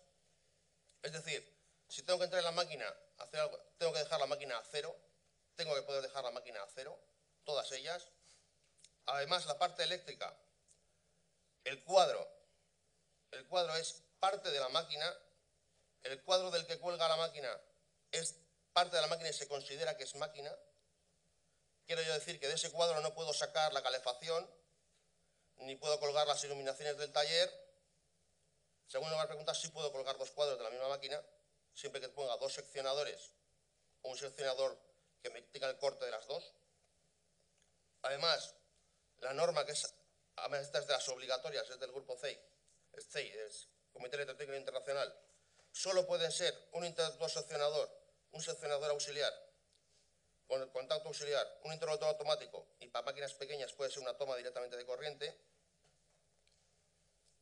Esto tiene que ser, además, que nos lleva a un problema organizativo normalmente bastante grave, es que tienen que ser consignables o bloqueables en cero, este interruptor. Últimamente, en los últimos años, y menos de años, hemos tenido accidentes incluso mortales, simplemente por no poner un candado en un interruptor. Un candado que vale, ¿qué puede valer? ¿2 euros? Como mucho. Por no gastar 2 euros, hemos tenido muertos en máquinas porque no la han desconectado, ha ido alguien y la ha vuelto a poner en marcha. Esto es un problema de consignación de máquina y es un problema que no viene con la máquina. Esto no se compra con el certificado. Es un problema de la organización, del procedimiento de trabajo. Procedimiento de trabajo que se tiene que hacer y se tiene que distribuir. Después tenemos otro ejemplo llamativo de estos procedimientos de trabajo.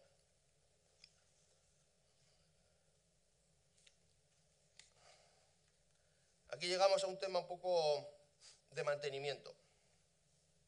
La directiva de máquinas, el Real Decreto, me dice que la máquina la tengo que mantener. Está escrito que todo lo que no mantengo se rompe. No se ha construido nada ni se va a construir que me dure eternamente.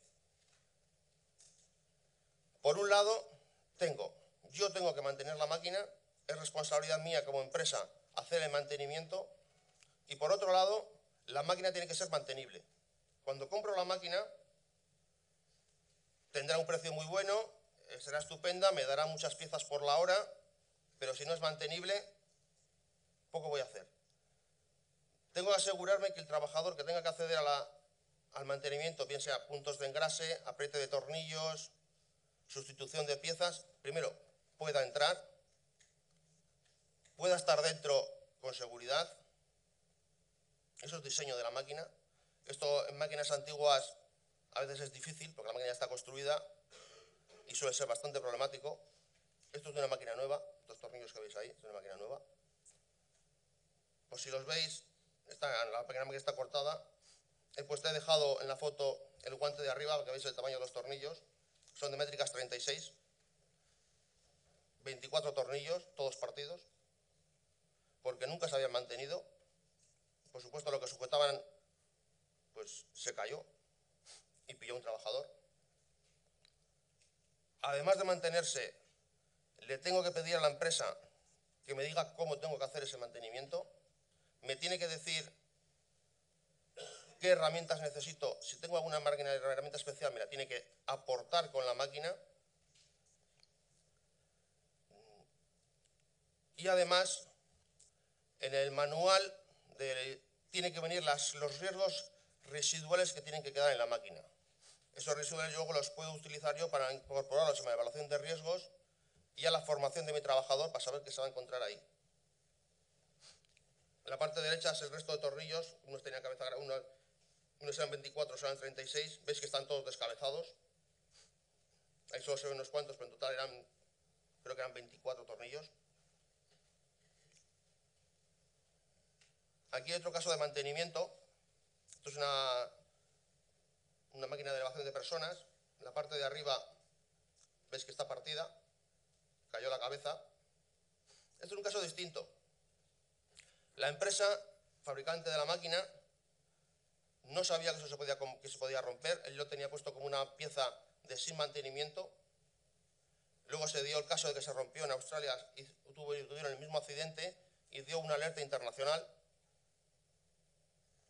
Aquí, antes de la alerta, también se produjo el mismo accidente, son los dos casos que hay. Y lo que ha hecho la empresa, que es como normalmente se debía actuar, ha sacado una ampliación de manual y se lo ha enviado informando de que esa pieza sí tiene mantenimiento, ya no es una pieza, digamos, eterna. Creo que salió en el periódico, no sé si lo recordaréis. ¿Salió? Sí, creo que sí. Y antes os han hablado de normativas ATEX. Aquí he sacado solo los interruptores de la pared, para no salir en la foto el taller. Esto es lo que suele ocurrir cuando se me dicen que mi taller es una zona ATEX, pues me implica que todo lo que tengo que meter dentro tiene que ser ATEX, es decir, tiene que ser a prueba para poder trabajar en atmósferas explosivas. Y esto es lo que pasa cuando meto una máquina que no es ATEX.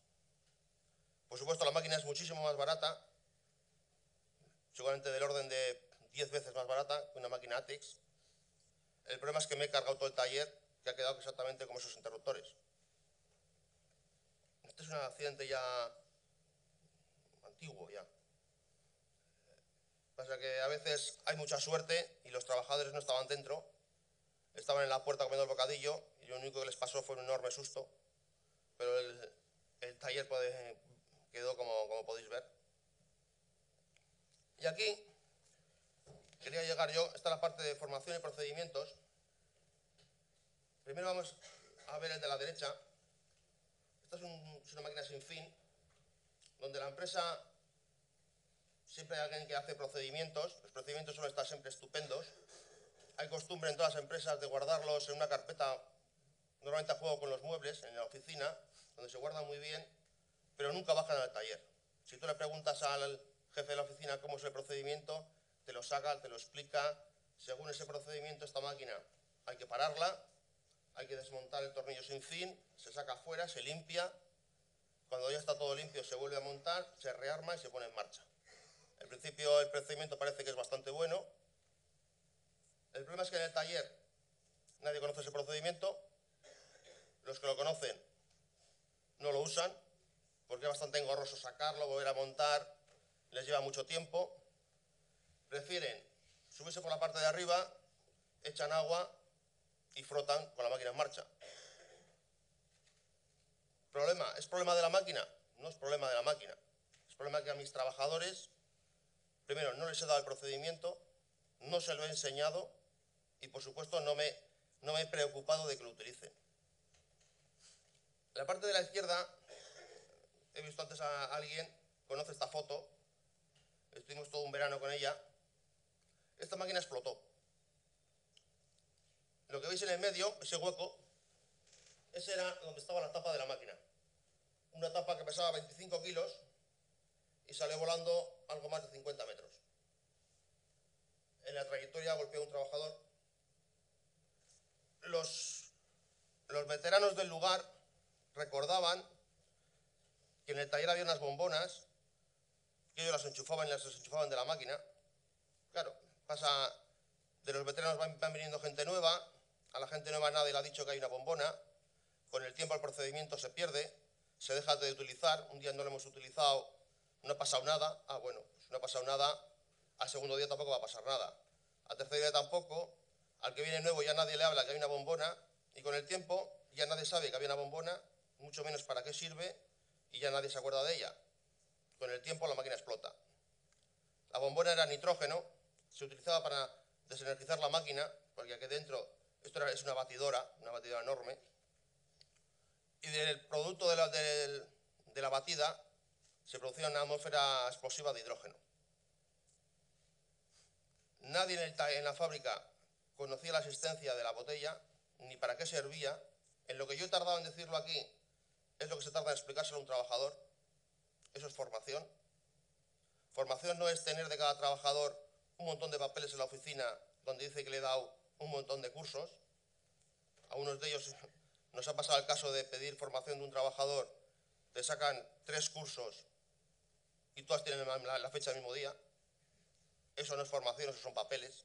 Formación es explicarle al trabajador qué pasa si no utilizas la bombona, qué puede ocurrir en la máquina si no sigues el procedimiento. Y si tú le explicas a alguien, si no sigues el procedimiento, si no utilizas la bombona de nitrógeno, la máquina te puede explotar. No creo que haya nadie en esta sala que se arriesgue a no utilizar una bombona de nitrógeno. Antes os he dicho que os acordarais del mando a 2 manos, ese naranja que hemos visto en la prensa. Aquí podéis ver el mismo, es uno muy popular. Esta es una máquina de revolución completa, adecuada, o así te lo dicen. Exactamente igual que antes. Si alguien me viene, me hace esta adecuación o me vende esta máquina, luego vais a ver una foto que he sacado una foto de hace 3 días de un catálogo de máquinas donde me venden una máquina exactamente igual que esta. Primero, es absolutamente ilegal. Esto no se puede poner al servicio del trabajador. La haya comprado donde haya comprado, me la ha dicho que me la he hecho. Al que le van a hacer preguntas y me van a hacer un responsable es al empresario. Al que la ha vendido no le van a preguntar nada. Al que le ha puesto el mando, por supuesto con la seta de emergencia que no puede faltar, tampoco se le va a preguntar nada. La máquina de derecha también es una máquina de revolución completa. Algunos las conoceréis como prensas de chaveta. Esta ya directamente le ha puesto un cartel, que es la adecuación que le han hecho. No sé si le leéis el cartel, pero dice, lo tengo aquí copiado, que no me sé de memoria, pero igual si lo leo. Dice, normas de seguridad para el manejo de las presas. No anule nunca los dispositivos de seguridad. Eso es súper fácil de cumplir porque la máquina no tiene absolutamente nada. mantenga siempre libre de obstáculos la zona de trabajo. ¿Vale? Está muy bien, como recomendación está siempre bien. Y luego dice, preste atención, el trabajo que realiza es muy importante. Eso como una adecuación de máquina, digamos que deja bastante que desear, pero el que ha puesto el cartel ahí no se le va a preguntar nada. Eso es responsabilidad de la empresa, de qué compra, a quién lo compra y cómo lo compra. ¿Os han hablado de los marcados? Pues a ver, el marcado a veces es bueno, a veces no tanto. Iba a haber puesto unas fotos de unas máquinas chinas, pero las he quitado y he puesto una local. Para que veáis que no solo los chinos tienen máquinas, no vamos a decir de un marcado falso, sino de un marcado dudoso. Al lado hay otra máquina que, como podéis ver, el modelo y el número de serie no tiene nada. Esta la sacamos, os han hablado del programa de achatarramiento del Sprint, del MEP. Estas son de las visitas del MEP. Cuando le dices, oiga, la chapa de su máquina no tiene ni número de modelo ni número de serie. Ah, no importa, ya voy a avisar al fabricante. El fabricante viene y te pone unas pegatinas. ¿Has visto que tiene unas pegatinas? Esto ni es indeleble ni se considera marcado. Si el problema hubiera sido solo este de la máquina, cosa de poner una pegatina, pues bueno, sería una cosa puramente administrativa. La máquina era prácticamente equivalente al marcado que tenía. Y el de la derecha es un torno local, también del programa MEP, donde, pues bueno, poner un marcado es más que dudoso. Tiene todas las partes activas de la máquina totalmente accesibles. Ninguna de las dos tuvo la subvención del MEP, ya os lo digo. Y aquí llegamos a las partes que se ven en los talleres muy frecuentemente. Si empezáis por aquí, por la izquierda, interruptores saboteados, saltados, eliminados. Este de la derecha es, bueno, vamos a decir, curioso. Tengo una máquina nueva, le he puesto un resguardo que, bueno, será mejor o peor, pero es mejor que nada. Después de ponerlo, lo que hago es le corto los cables. Eso sí, los dejo bastante enrolladitos, pues luego los tengo que volver a conectar. Esto me incumple el Real Decreto 1215 de trabajo en su punto número 3, anexo número 2, que me dice que yo no puedo violar las protecciones de la máquina. También me dice que no puedo operar la máquina sin sus protecciones. Bueno, aparte me suele decir, no sé si os acordáis antes, os han dicho, los sistemas de seguridad tienen que ser siempre positivos. Los interruptores estos que tenéis aquí en la máquina tienen que ser positivos. Bueno, son positivos casi siempre. En la siguiente foto vamos a ver, hay uno que no es positivo. Este, por ejemplo, en la máquina de la izquierda, el interruptor que se ve al final de la barra, no sé si lo veis bien, debería ser positivo, no lo es. De hecho, está ahí funcionando la máquina tranquilamente y el interruptor está suelto. Alguien le ha retirado el lateral y se puede acceder por los laterales tranquilamente. Esto es muy útil, muy habitual en los talleres, de que viene un trabajador, tiene que hacer cualquier cosa, retira algo y ya lo volveré a poner luego. Ese luego se suele convertir en días, meses y se queda así eternamente. El de la derecha es muy similar. Veis que tiene unos taladros donde obviamente le falta algo. Le falta una reja que tapa el ventilador de la máquina. Curiosamente, esta máquina, unos días antes del accidente que ocurrió esta máquina, un trabajador le pilló la mano el ventilador.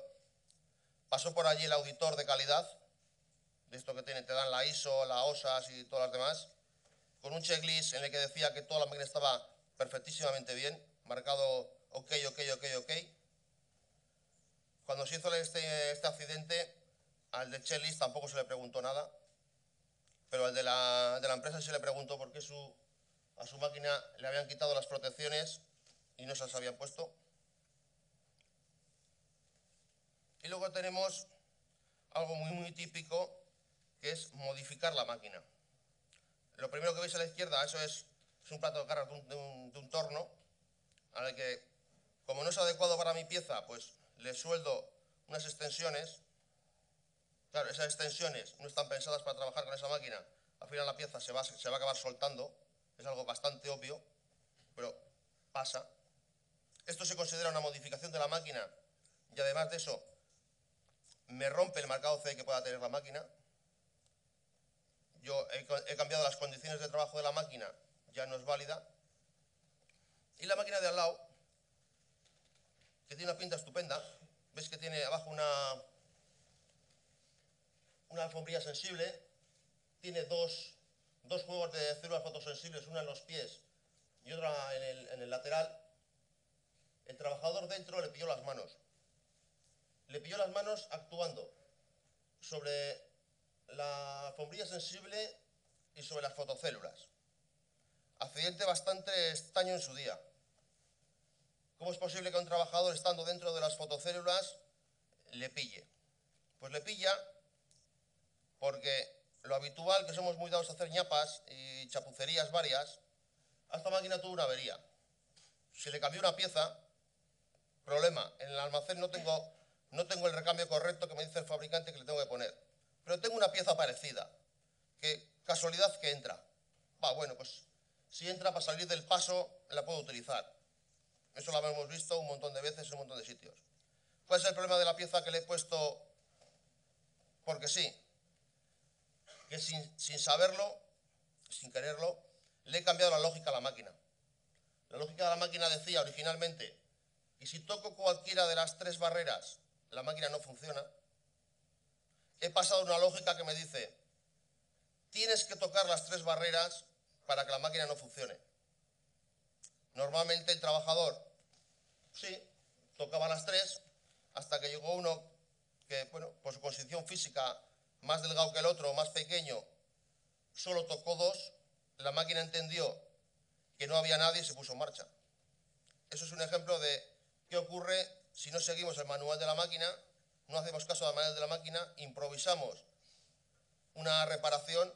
Claro, como es costumbre por aquí, muchas veces, esa reparación se queda permanente, a nadie se le ocurre cambiar aquella máquina, la pieza, voy a pedir la correcta y la voy a poner.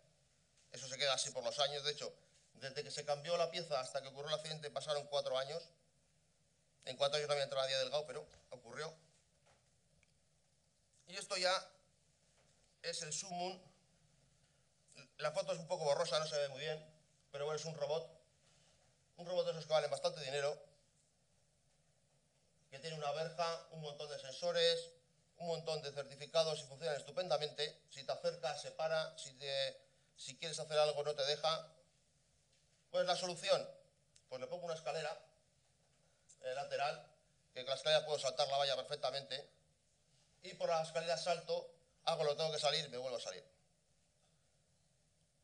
Yo no conozco a ningún encargado de taller que sea capaz de decirte que esa escalera no la ha visto, que él no sabía y que lo han hecho porque les ha dado la gana. Eso, además, parece que está hecha hasta casi a medida. La escalera da el hueco. Eso no es problema de la máquina, eso es problema de la organización de la empresa, que simplemente es más barato saltar, que el trabajador salte por encima, es más rápido, quite el atasco a tener que parar la máquina, reiniciar el robot, salir del robot, volver a iniciarlo. Es más fácil saltar, quito la pieza que se ha atascado y que salga corriendo.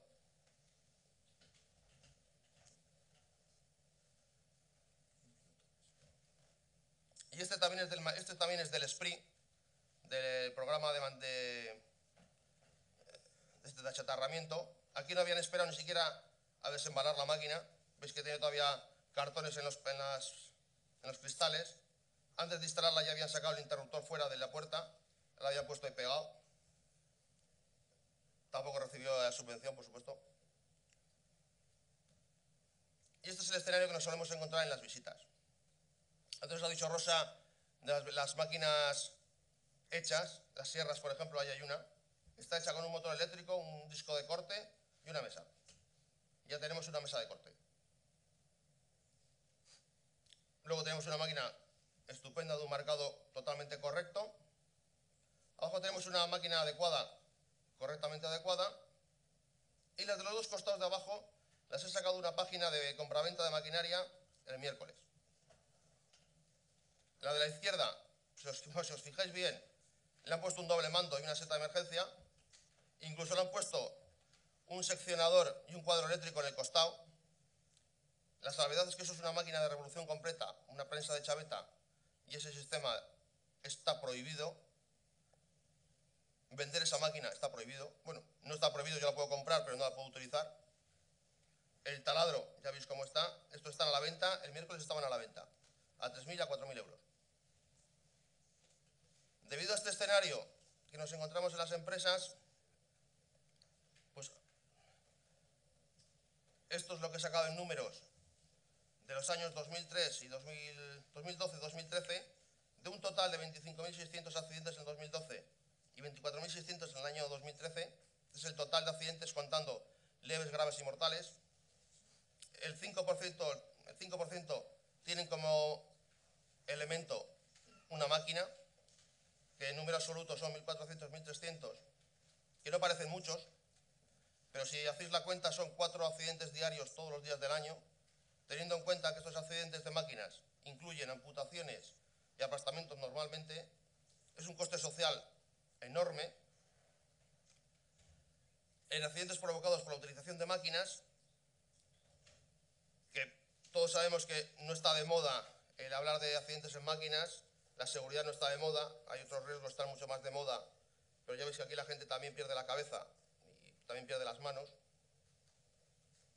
Espero que os haya convencido, si alguien me ha oído y va a volver a su empresa, de que hay que mantener las máquinas, hay que procurar no saltarse las máquinas y a ser posible hacer procedimientos que bajen al taller y se utilicen. Si ha servido de algo, pues me alegro. Creo que he acabado.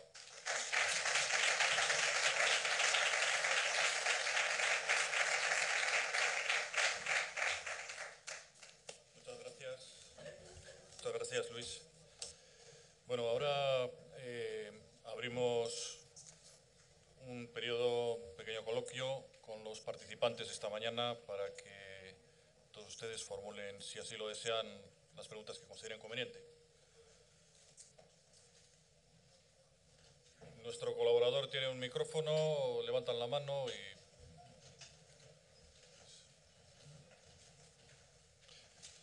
Bueno, los participantes hacéis, subís aquí a la mesa, por favor.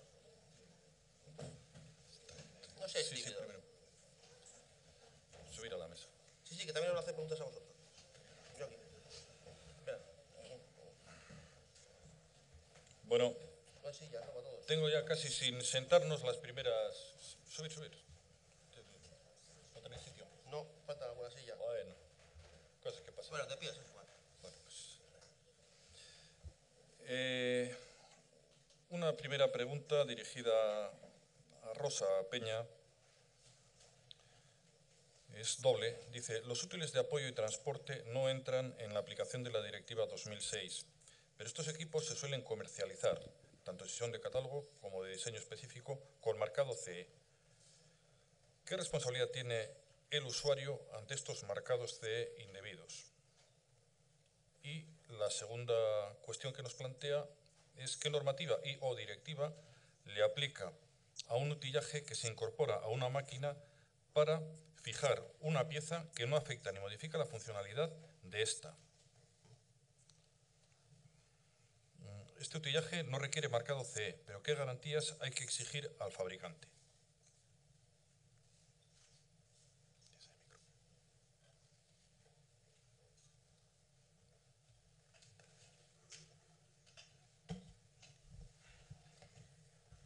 Bueno, en principio, lo que son las directivas de nuevo enfoque, esas son las que marcan el marcado CE. O sea, hay veces que hay productos que igual no están dentro del campo de aplicación, lo que es de la directiva, pero al estar dentro de otra directiva que sí que exige lo que es marcado, sí que puede tener el marcado por otro lado, ¿vale? Cuando, por ejemplo, hay en productos que sí que hay que aplicar porque están dentro de la directiva de máquinas y no, y tienen el marcado CE, pues vale, correctamente. Pero si, por ejemplo, son indebidos, ahí, por ejemplo, nos tendríamos que poner en contacto, bueno, el marcado indebido lo llevaría a la industria. el Departamento de Industria es el que hace la comprobación de los marcados. No sé si alguna cosa creo que más. lo que quiere decir es que todos los marcados que veis en vamos a decir, en los productos, no todos son de máquinas. Hay como, creo que son 10, 20, 21 directivas europeas que tienen marcado. Es típico, si vais, por ejemplo, a un aparato eléctrico casero, tiene un marcado, pero no es un marcado de máquina, es un marcado de producto eléctrico. No todo, yo puedo tener, en vehículo puedo tener un marcado que no es de máquina, pero la marca es la misma, porque la directiva que os he puesto al principio, que indica el marcado, el dibujito es el mismo para todos. Si luego cogemos el certificado de ese, ahí nos tiene que especificar bajo qué directiva se ha marcado. Puede ser la eléctrica, aparatos a presión, compatibilidad electromagnética, máquinas, cualquiera de ellas. Bien, Carmen,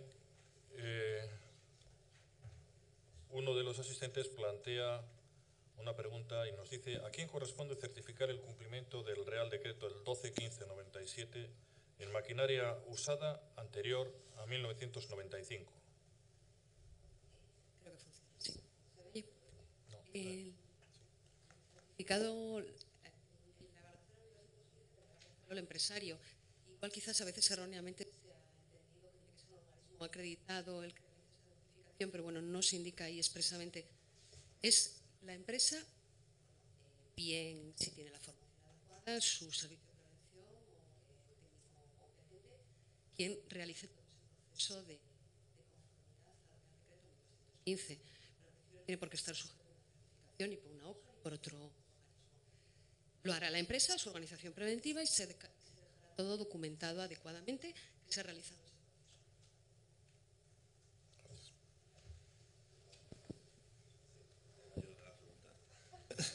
No, el asunto es que parece un poco paradójico si estamos hablando de unas condiciones de seguridad, que en unas directivas se marca el fabricante para comercializar tiene que tener un expediente técnico que pase por un organismo notificado para las directivas de máquinas, bueno, que pase o que sea asesorado.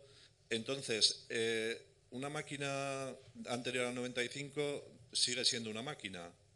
Entonces, que se pueda depositar esa confianza en alguien que no dispone de una ingeniería de diseño. Por ejemplo, hay que cumplir las normas armonizadas, hay normas de compatibilidad electromagnética, hay normas de seguridad eléctrica, de aislamiento de los cuadros eléctricos. Hay cantidad de cosas que para el 1215 se pasan por alto. Se está depositando esa certificación, o llamémosle como sea, en alguien que muchas veces no tiene la capacidad técnica de hacerlo. Otra cuestión, si alguien compra una máquina en un país extracomunitario y dice: ponme que la máquina está fabricada en el 93, ¿se olvida de cualquier cosa? No. Que ha sido utilizada anteriormente al 95, o destruye la documentación y no sabemos nada de ella. Si compras una máquina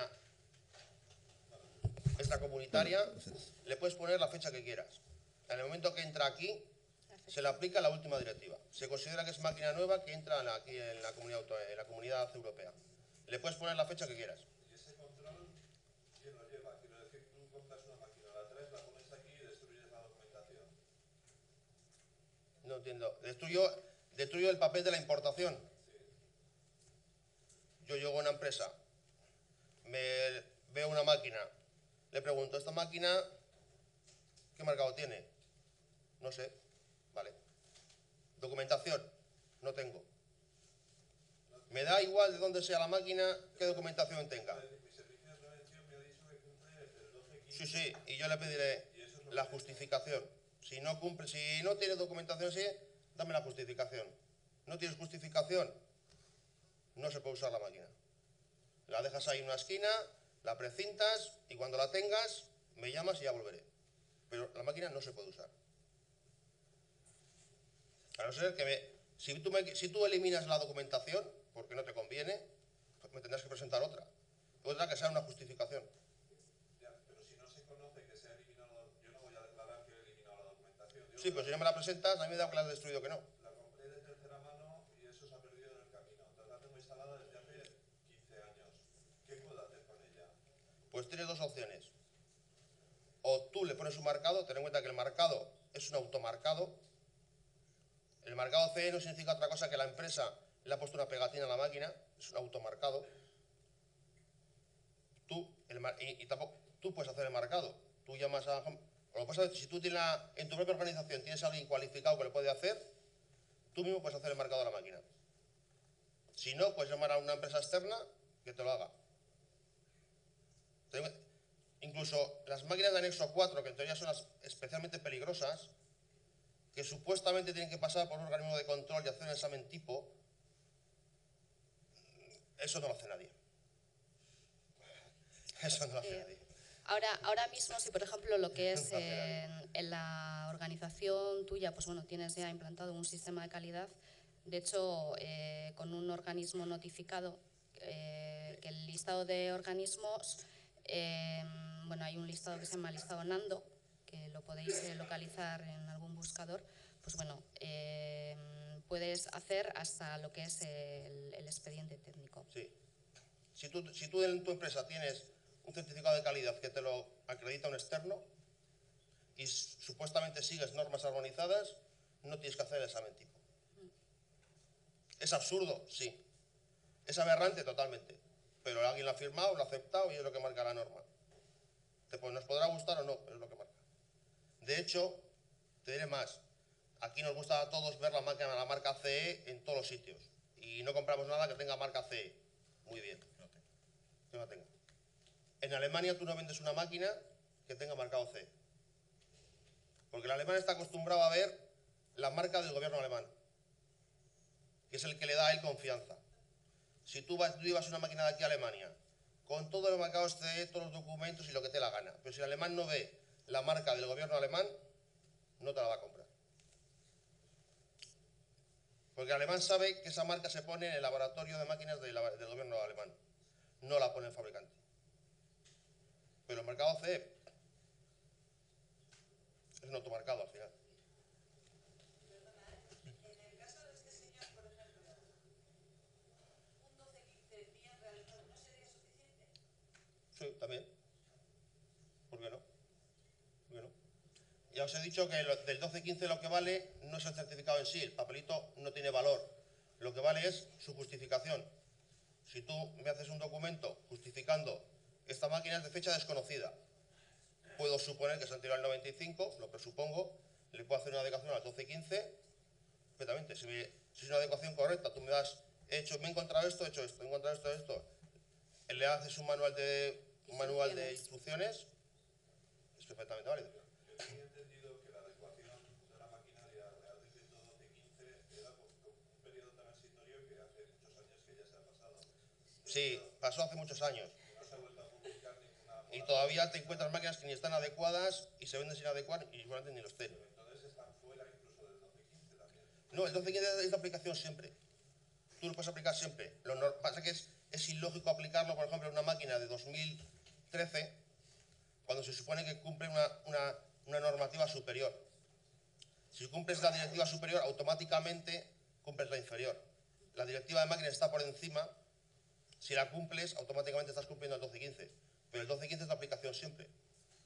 Entonces la moratoria, bueno, la disposición transitoria que había para adaptar al 1215, la moratoria era, digamos, sancionable.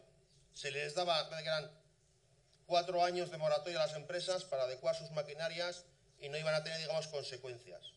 Pasada esa fecha, que creo que acababa en el 2002, 2001, por ahí andaba, digamos que es totalmente sancionable que tú tengas unas máquinas no adecuadas. La cuestión es que Osalan no tiene una función sancionadora. Entonces, La que sanciona la inspección de trabajo, cuando hay estos casos, pues se pone en conocimiento de y ellos se encargan. A veces se informa a la industria, que creo que aquí hay algunos cuantos compañeros de industria, de la maquinaria, por ejemplo, que tiene un dudoso marcado.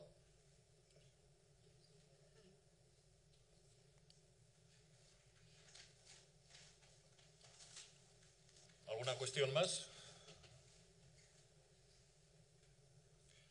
Bueno, pues muchas gracias a todos ustedes por su asistencia y vamos a proceder a la clausura de la jornada por parte de la directora del organismo. Aquí le dejo sitio.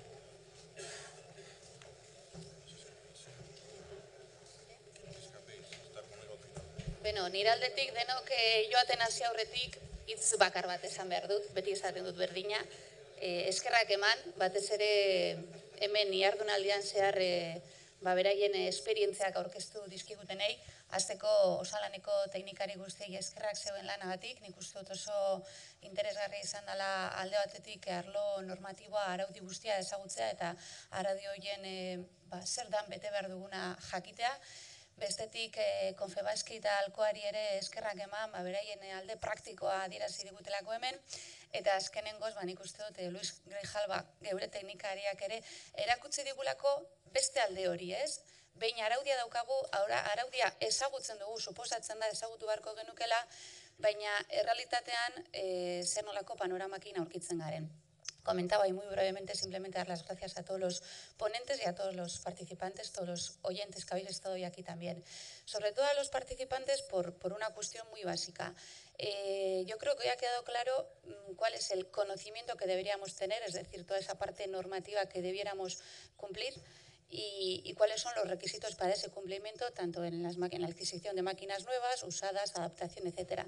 Sobre todo la parte práctica desde Confebas y Alcoa, un poco pues cómo lo hacen ellos, cómo hacen ese trabajo. Y luego esa tercera y última parte en lo que no estamos haciendo entre todos, ¿no? Lo que muchas veces yo entiendo que es, no sé, voy a pensar que es el desconocimiento de la práctica real. No creo que al final, claro, ¿en quién recae la culpa? Si se puede hablar de culpa, más que sobre todo responsabilidad ya legal, si vamos a la parte judicial, es en el empresario. Entonces es el que tiene que estar alerta de lo que compra, cómo lo compra, en qué condiciones y si hace alguna pequeña modificación, tener en cuenta las responsabilidades en las cuales puede incurrir. Hoy aquí no hemos hablado de responsabilidades, para eso ya hicimos hace poco una jornada que fue muy interesante en el tema de la responsabilidad judicial que acarrea pues, cualquier imprudencia, dejemos en imprudencia. Y yo creo que en el tema de la maquinaria daría como para otra jornada, una de que ya hoy tenemos el conocimiento y el conocimiento normativo y el conocimiento de los incumplimientos que llevamos a cabo entre todos, pues hacer quizás, no sé, en el 14 no me comprometo, pero sí en el 15 del primer trimestre una jornada de esas otras responsabilidades que nos pueden acarrear el cumplimiento de lo que hoy aquí hemos visto. Así que con ese compromiso me despido. Eskerrik asko danoi egoteagatik hemen eta hurrengora arte. Agur.